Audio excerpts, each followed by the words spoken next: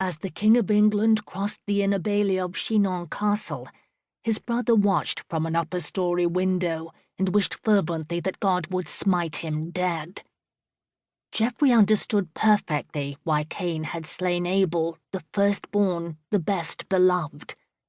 Harry was the firstborn too. There were just 15 months between them, 15 miserable months.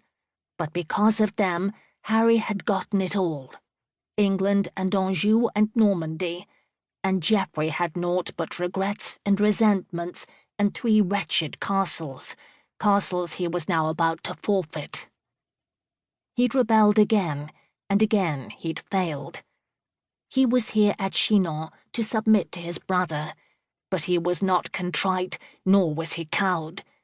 His heart sore, his spirit still rebellious, he began to stalk the chamber, feeling more wronged with every stride. Why should Harry have the whole loaf and he only crumbs? What had Harry ever been denied?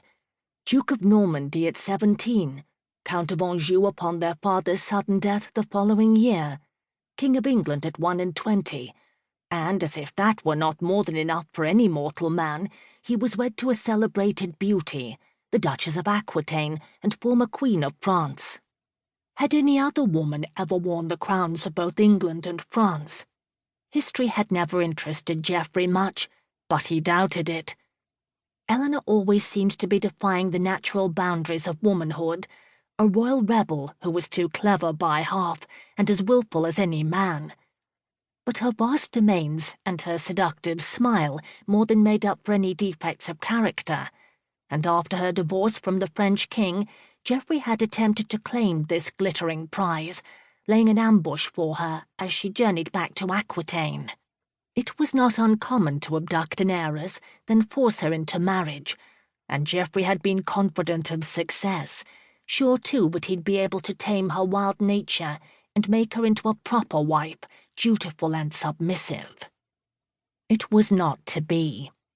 Eleanor had evaded his ambush, reached safety in her own lands, and soon thereafter shocked all of Christendom by marrying Geoffrey's brother.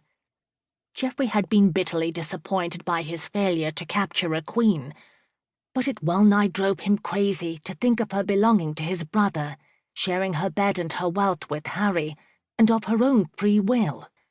Where was the justice or fairness in that? Geoffrey was more uneasy about facing his brother than he'd ever admit, and he spun around at the sound of the opening door. But it was not Harry. Their younger brother Will entered, followed by Thomas Becket, the king's elegant shadow. Geoffrey frowned at the sight of them.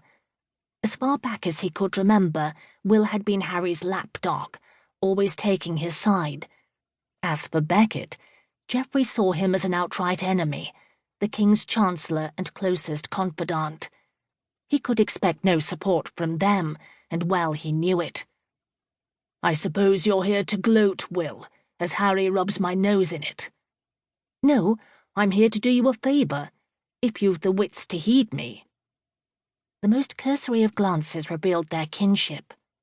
All 3 brothers had the same high colouring and sturdy muscular build. Will's hair was redder, and he had far more freckles, but otherwise he and Geoffrey were mirror images of each other. Even their scowls were the same. Harry's nerves are on the raw these days, and he's in no mood to put up with your blustering. So for your own sake, Jeff, watch your tongue. Poor Harry, my heart bleeds for his raw nerves. In truth it does.